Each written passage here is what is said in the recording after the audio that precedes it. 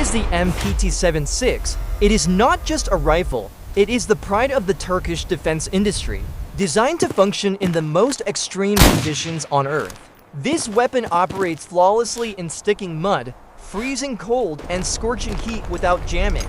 It is one of the few rifles in the world that has passed all 40 to rigorous NATO standardization tests. With flying colors, combining the precision of the G3 with the reliability of the AK-47, the National Infantry Rifle is a true modern masterpiece. But have you ever wondered how a weapon of this caliber is forged from raw metal? How does Turkey mass produce a machine capable of such deadly precision?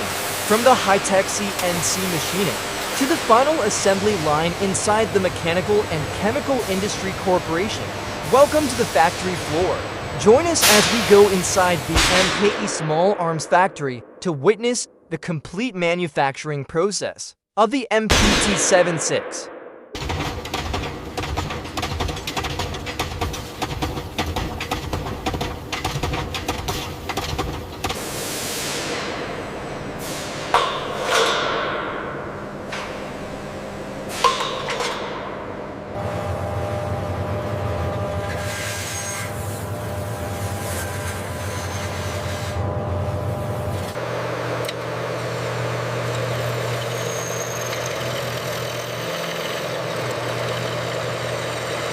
Look at the pressure reading here. It's slightly off the baseline for the current batch.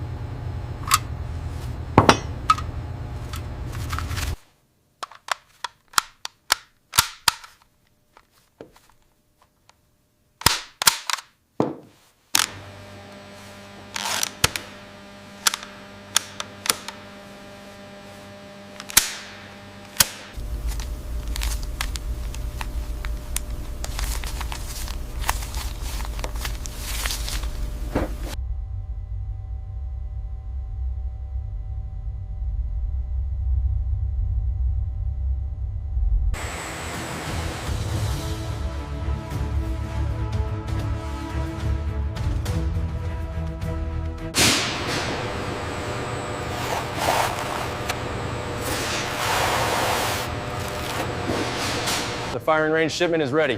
All green for transport. Copy that. Taking possession now.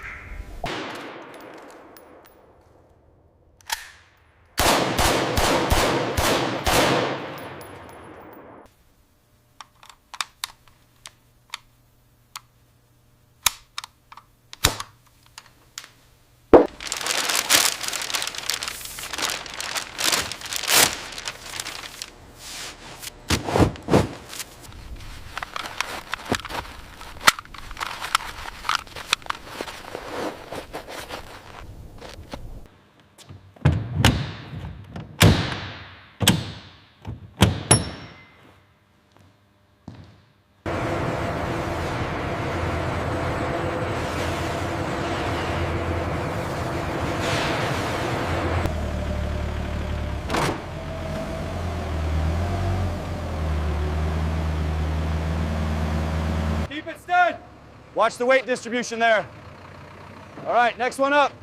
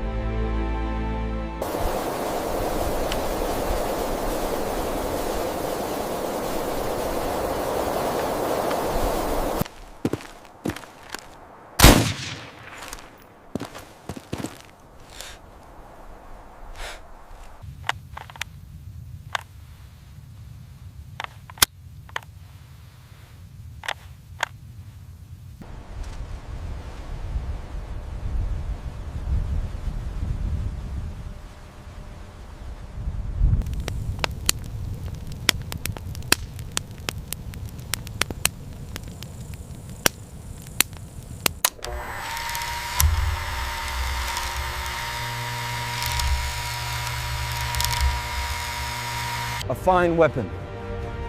Built to serve, sir.